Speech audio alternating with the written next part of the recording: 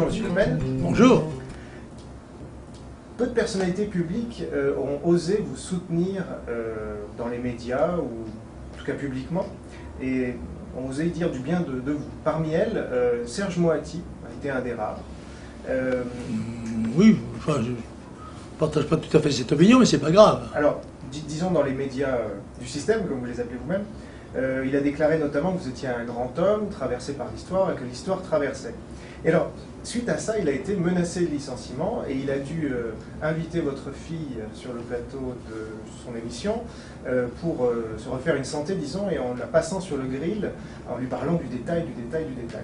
Qu'est-ce que ça vous évoque? Il n'a pas été le seul dans ce cas, puisque Pierre-Henri de Virieu m'avait fait la confidence, qui avait dirigé la grande émission, qui a été un peu mon émission vedette en quelque sorte, et on lui a dit, il a dû se justifier devant un tribunal déontologique de journalistes de servir la soupe à Le Pen.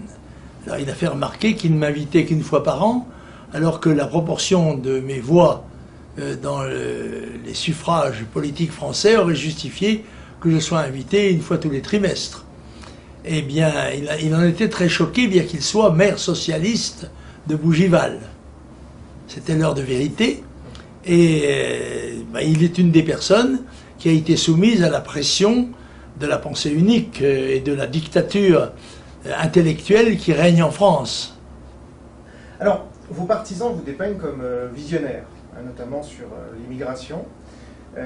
Et vous dites à qui veut l'entendre que vous n'avez jamais changé d'avis, ce dont on vous donne acte sur l'immigration. Mais en l'occurrence, il y a d'autres sujets sur lesquels vous avez changé d'avis, voire radicalement, et parmi eux, le libéralisme. Alors, non, je ne crois pas du tout avoir changé d'avis. Sur quel libéralisme, de quel libéralisme s'agit-il? Donc en 1985, notamment, vous disiez le Reagan français. Oui, mais c'est en 1985. Nous sommes en 2010. Il est bien évident que les phénomènes politiques et économiques varient selon les périodes. Ça n'est pas quelque chose d'absolument fixe. Le problème de l'immigration, avant 1970, n'existait pratiquement pas. Bon, on pouvait avoir une opinion différente de celle qu'on avait quand on prenait conscience que ça devenait un phénomène très important parce qu'il était lié à l'explosion démographique du tiers-monde et à la raréfaction, en quelque sorte, des naissances dans notre pays et dans l'Europe en général. Par conséquent, ce sont des jugements contingents, si vous voulez, qui sont en relation avec le temps dans lequel ils sont émis. Ce n'est pas une position religieuse, une position de principe. Mais je suis partisan de la liberté du marché, oui. Je pense que mais je n'ai jamais dit qu'il ne fallait pas que celui-ci soit contrôlé par l'État, organe en quelque sorte de l'intérêt public. Estimez-vous, parce que ça revient souvent, et on l'a vu récemment avec Mazarine Pinjot, qui a dit que son père, François Mitterrand, vous avez instrumentalisé. Est-ce que vous estimez avoir été instrumentalisé par pas du tout. La gauche et le Parti socialiste? Mais pas du tout, pas du tout. Je dois dire que je ne sais pas ce qui justifie l'opinion de Madame Pinjot. Si c'est les confidences de son père, eh bien, disons qu'il s'est vanté.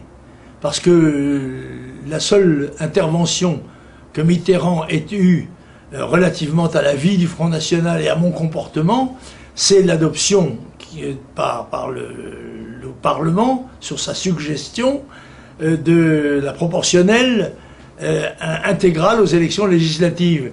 Mais quand Mitterrand a fait cela, il ne l'a pas fait pour aider le Front National, bien sûr. Il l'a fait parce que le Parti Socialiste était menacé de disparition parlementaire. Et pour maintenir sous sa présidence une représentation parlementaire relativement importante du Parti Socialiste, il fallait établir la proportionnelle. Alors, cerise sur le gâteau, ça a donné la possibilité au Front National d'avoir 35 députés et qui étaient censés gêner M. Chirac. Ça ne l'a pas gêné, puisque la proportionnelle a démontré, contrairement aux analyses habituelles et aux prétentions d'un certain nombre de techniciens électoraux, qu'on pouvait avoir une majorité malgré la proportionnelle. Et alors, d'aucuns disent que François Mitterrand serait intervenu personnellement pour justement vous permettre de passer à l'heure de vérité. Jamais de la vie. Ça n'est pas du tout comme ça que ça s'est passé. En effet, j'ai fait une démarche d'ailleurs à son égard de président de la République. Je pense que c'est le 1er mai 1982. Mitterrand est allé à Orléans à l'occasion de la fête de Jeanne d'Arc. Et là, il a fait un discours dans lequel il a dit « Si je suis le président de tous les Français, et si l'un d'eux a des raisons sérieuses de se plaindre d'un traitement injuste, je suis prêt à l'écouter. » Le soir même, j'ai écrit un courrier pour me plaindre du fait que le congrès du Front National n'avait obtenu aucun écho, pas une seconde d'écho, sur les médias télévisuels ou radiophoniques d'État. Et pour être sûr que cette lettre lui parvienne, je lui ai fait parvenir par la seule personnalité socialiste que je connaissais, je n'en connaissais qu'une seule, c'était mon ancien collègue Guy Pen, qui avait été, comme moi, un dirigeant de l'UNEF, n'est-ce pas? Et Guy Pen, qui était sénateur, je crois, et en charge à ce moment-là des affaires africaines, lui a fait parvenir la lettre, et c'est vrai que François Mitterrand est intervenu auprès du ministre de la propagande, qui s'appelait, je ne me souviens plus comment, un nom en nous, je ne me souviens plus exactement quel était son nom, et j'ai obtenu comme cela 10 minutes, 2 fois 10 minutes, sur les antennes officielles françaises. Le moins qu'on puisse dire, c'est que ça ne correspondait pas tout à fait à l'importance de notre mouvement. Bon, on parle beaucoup d'un garçon qui s'appelle Éric Zemmour, mais on n'a jamais eu votre avis sur lui. Qu'en pensez-vous? Je pense que c'est un garçon qui a du talent et qui a du courage. C'est un homme qui est un patriote français et qui n'en a pas honte, ce qui est relativement rare dans notre pays, et je le salue pour cela, mais je constate qu'il a été immédiatement sanctionné de cette attitude intellectuelle libre et courageuse, puisqu'aussi bien on l'a vu disparaître d'un certain nombre d'organes de presse. Disons que pour l'instant, c'est le chroniqueur français le plus médiatique. Hein. Écoutez, moi je constate qu'il il avait un grand papier dans, je crois que c'est le Figaro Magazine, il ne l'a plus, entre autres. D'accord. Alors, bon, est-ce que vous êtes au courant d'un sobriquet dont on l'affuble dans certains milieux, qui est Le Pen juif? On l'appelle le Le Pen juif dans certains milieux. Est-ce que vous êtes au courant? Le Pen juif. Ce serait Le Pen juif. Le Pen juif. Ah, ça ne me choque pas. Je trouve ça assez flatteur parce que l'homme a du mérite et du talent. Mais évidemment, c'est une boutade. Et d'autres disent qu'il a été votre conseiller plutôt officieux dans les années 90. Alors, tout à fait faux. Tout à fait inexact. Donc l'autre personnage dont on parle beaucoup, mais on ne connaît pas vraiment votre avis sur lui, en tout cas récemment, c'est Alain Soral. Qu'est-ce que vous pensez d'Alain Soral? Oh, je pense qu'Alain Soral est un garçon de talent, intelligent, mais je ne suis pas absolument sûr qu'il ait un véritable profil politique. C'est plutôt il a plutôt un profil sociétal. C'est un homme sympathique d'ailleurs. Je ne cache pas que j'ai de la sympathie pour lui, mais nos chemins se sont relativement séparés parce qu'il a fait une incursion dans la politique qui semble l'avoir déçu, ce que je comprends d'ailleurs. Et si vous dites qu'il n'est pas politique, pourquoi l'avoir pris comme conseiller politique personnel pendant la campagne? Il n'a pas été conseiller politique personnel. Qui vous a dit ça? Lui-même. Lui-même? Enfin, il le dit, c'est ce qu'il dit. Enfin, ça veut dire quoi être conseiller politique? C'est quand on demande à quelqu'un son avis sur un sujet donné, il n'a pas été un conseiller politique, c'est quelqu'un qui est chez vous tous les jours. Ce qui n'a jamais été le cas avec Alain Soral. J'ai rencontré Alain Soral dans quelques circonstances, avec plaisir d'ailleurs. Nous avons bavardé, il m'a donné son opinion. Il n'a jamais été mon conseiller politique. Alors quand même, le discours de Valmy, c'est bien lui qui l'a écrit. Non, mais c'est pas vrai ça. Et les discours que je prononce ont souvent plusieurs collaborations différentes. Et c'est moi qui les façonne à la fin, parce qu'on travaille avec des collaborateurs. Oui, la suggestion de faire un discours qui marque l'attachement du Front National à la République française est peut-être une idée qu'il a lancée. Elle était d'ailleurs, je l'ai d'ailleurs adoptée. Elle n'avait de valeur qu'à partir du moment où je l'adoptais. Parce que des idées, j'en reçois par dizaines, par centaines des suggestions. Ce sont celles que j'en retiens qui constituent l'acte politique du Front National et celui de Jean-Marie Le Pen. Alors, une question sur l'islam. La position du Front National sur l'islam mérite, selon moi, un peu d'éclaircissement. Parce que dans les grands médias, vous fustigez l'islamisme, voire l'islamisation de la France depuis très longtemps. Vous avez été condamné lourdement pour cela, par la justice, hein, évidemment. Mais, lourdement, qu'est-ce que vous appelez lourdement, oui. Avec votre phrase sur quand les musulmans seront majoritaires, on sera obligé de baisser les yeux, etc. Ah oui, oui, en effet, oui, c'est vrai, c'est une condamnation absolument intolérable, c'est vrai, et qui démontre d'ailleurs qu'il n'y a pas de liberté de penser en France sur un certain nombre de sujets, et particulièrement sur celui-là, où la pression du lobby collabo pro-islamiste est considérable à tous les niveaux. Et alors justement, dans un plus petit média comme Flash, vous avez déclaré que les 5 piliers de l'islam étaient, alors je cite, compatibles avec le mode de vie français. Tout à fait, oui, mais la plupart des gens ne connaissent pas ce que sont ces 5 piliers. Et aucun de ces piliers n'est incompatible avec la vie en société en France.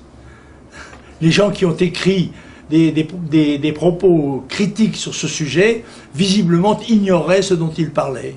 Alors, est-ce qu'on peut prendre 2 exemples de ces 5 piliers? Donc, le ramadan, puisqu'on est en ce moment même en ramadan, oui. Est-ce que vous trouvez normal que des gens vivent la nuit, finalement, puisqu'ils n'ont pas le droit? C'est leur problème, c'est le problème de leur liberté. C'est vrai que c'est une coutume, et c'est un précepte qui ne s'accommode pas facilement de la vie moderne et qui a des exigences d'horaire, et c'est sûr que c'est plus facile à pratiquer quand on est gardien de chèvre que quand on est ouvrier sur une machine automatique. Et alors, deuxième exemple, la prière 5 fois par jour. Moi, ça ne me gêne pas du tout que les gens fassent la prière. C'est leur liberté. Je ne vois pas en quoi la prière des musulmans me gênerait. Ça n'est pas ça qui me gêne. Ce qui me gêne, c'est l'immigration massive depuis 30 ans de millions d'étrangers qui sont entrés dans notre pays avec la complicité des gouvernants de droite et de gauche de ce pays. Très bien. Moi, les musulmans ne me gênent pas du tout quand ils sont dans leur propre pays, dans leur propre zone d'activité. Je constate simplement que moi, je n'ai pas la possibilité d'aller à la messe en Arabie Saoudite. N'est-ce pas? C'est là la différence tout de même. Et vous savez comme moi que la diplomatie et la courtoisie internationale sont basées sur la réciprocité. Et en fait, vous n'avez même pas le droit d'aller à la Mecque. Alors, oui. Voilà. J'avais le droit à Bagdad. Quand, sous Saddam Hussein, les chrétiens pouvaient pratiquer leur religion en Irak, absolument. Mais il est vrai que le Baas était un mouvement laïque et qui respectait toutes les religions, y compris, bien sûr, l'islam, mais aussi les autres religions. Alors, malgré tout, est-ce que vous n'appelez pas de vos voeux une réforme de l'islam pour qu'il soit compatible avec la France et Non, pas du tout. Pas du tout. Ou bien cette religion est compatible avec la société française et les mœurs françaises, et très bien ainsi.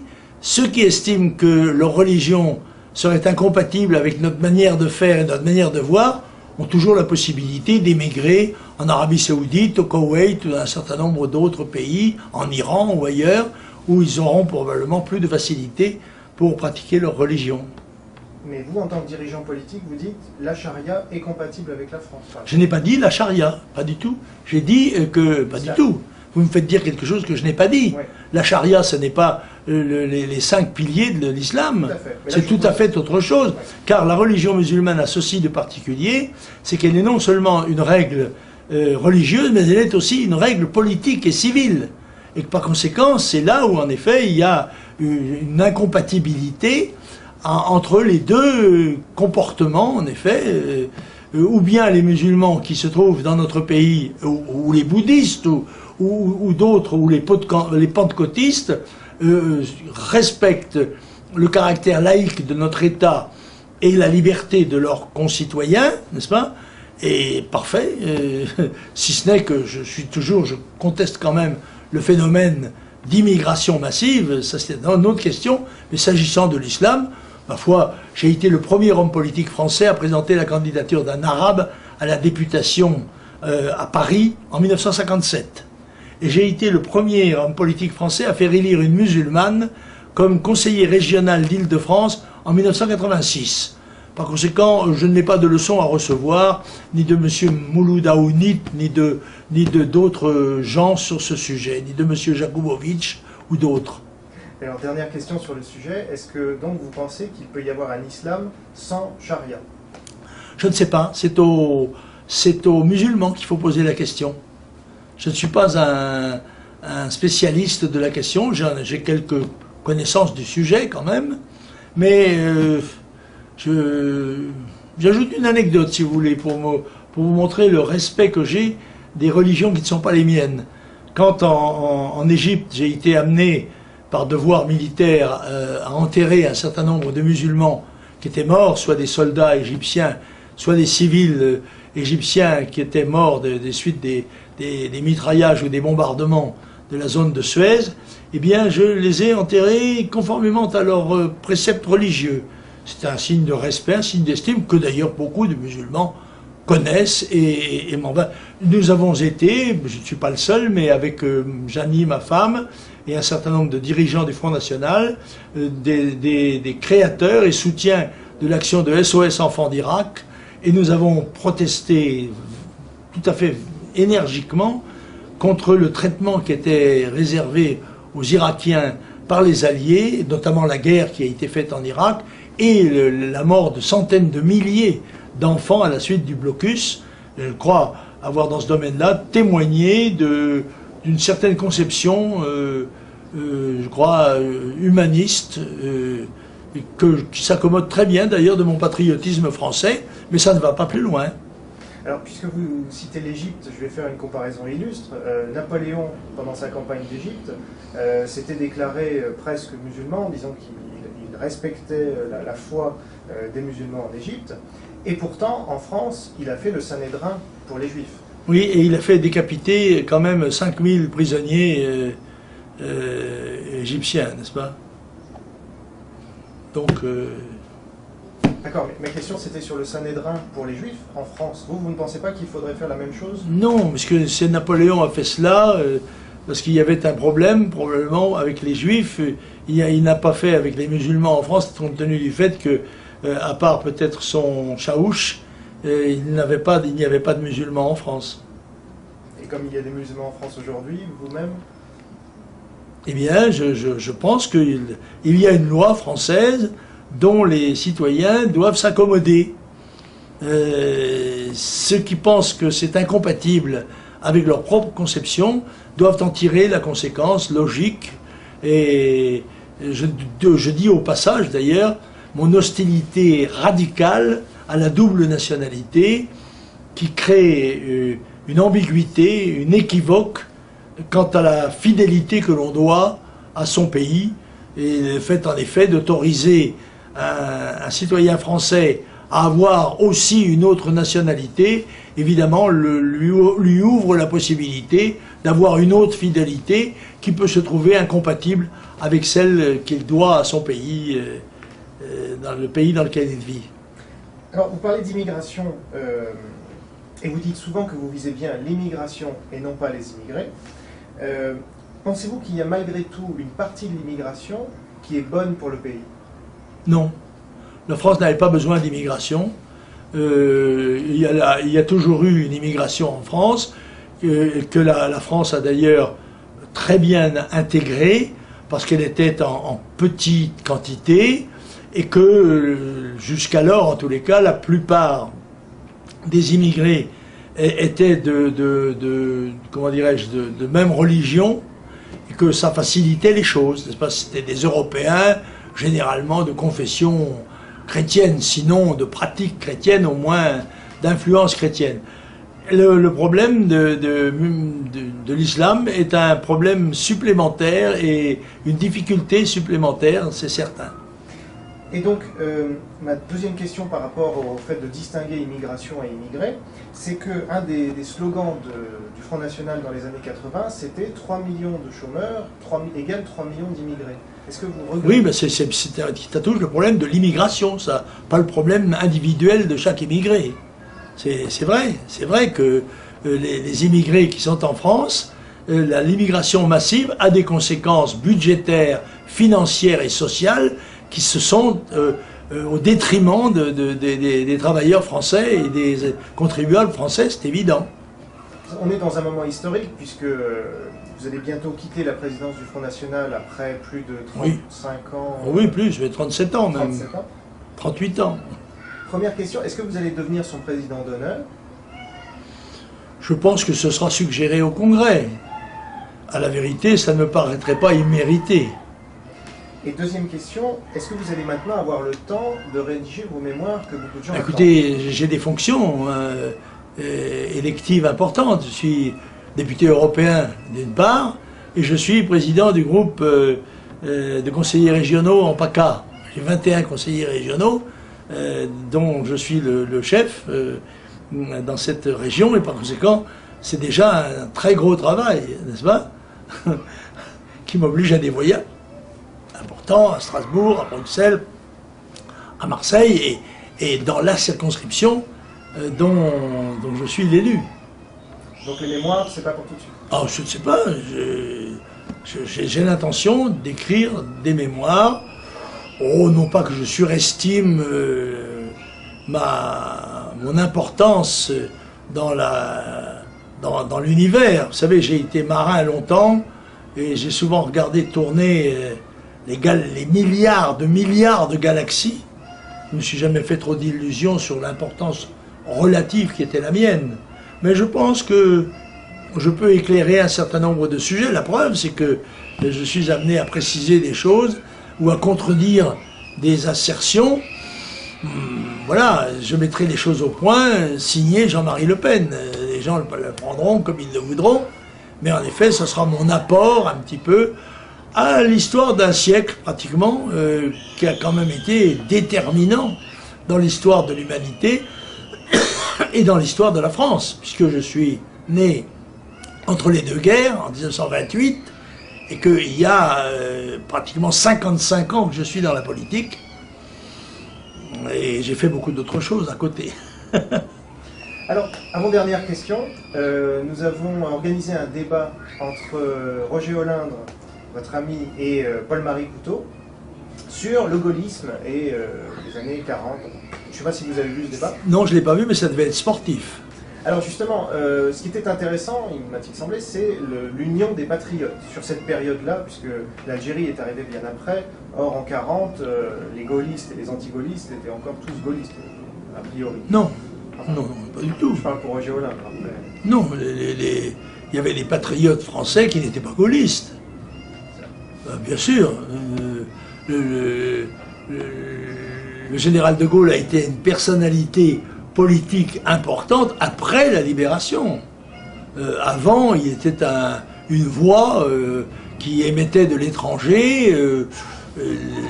Non, il y avait beaucoup de pétainistes et il y avait beaucoup de Français qui espéraient d'ailleurs que la France ne se divise pas entre des conceptions différentes. Et alors, au cours de ce débat, Roger Olindre a été très dur contre l'occupation allemande. Ce qui a fait dire à Paul-Marie Couteau qu'il trouvait que c'était bien qu'il remette les choses en place suite à ce que vous aviez déclaré sur l'occupation allemande. Oui, qu'est-ce que j'ai déclaré? Qu'elle n'était pas particulièrement inhumaine. Oui, je crois, oui. Et ça découle tout naturellement de la comparaison de l'occupation de différents pays européens par l'armée allemande. Et il est certain que c'est en France qu'elle a eu proportionnellement le moins de dureté, n'est-ce pas? Étant entendu que ce sont les responsables de la défaite qui devraient battre leur coulpe, parce que sans la défaite, il n'y aurait pas eu d'occupation allemande. Ma dernière question est la suivante. Selon vous, quelle est votre plus grande victoire et quelle est votre plus grande erreur? Dans quel domaine? Politique. Ma plus grande victoire, c'est d'avoir maintenu durablement, pendant près de 40 ans, j'espère que ça durera plus longtemps, un mouvement politique de rassemblement d'une famille qui a une propension naturelle à la division et à la contradiction. Ma plus grande erreur stratégique a probablement été de présenter et de soutenir la candidature de Jean-Louis Tixier-Vignancourt contre l'ensemble du comité national, alors que j'eus dû à ce moment-là me présenter moi-même, ce qui aurait peut-être fait gagner 10 ans à la bataille politique nationale. Très bien. Merci beaucoup, monsieur Le Pen. Je vous en prie.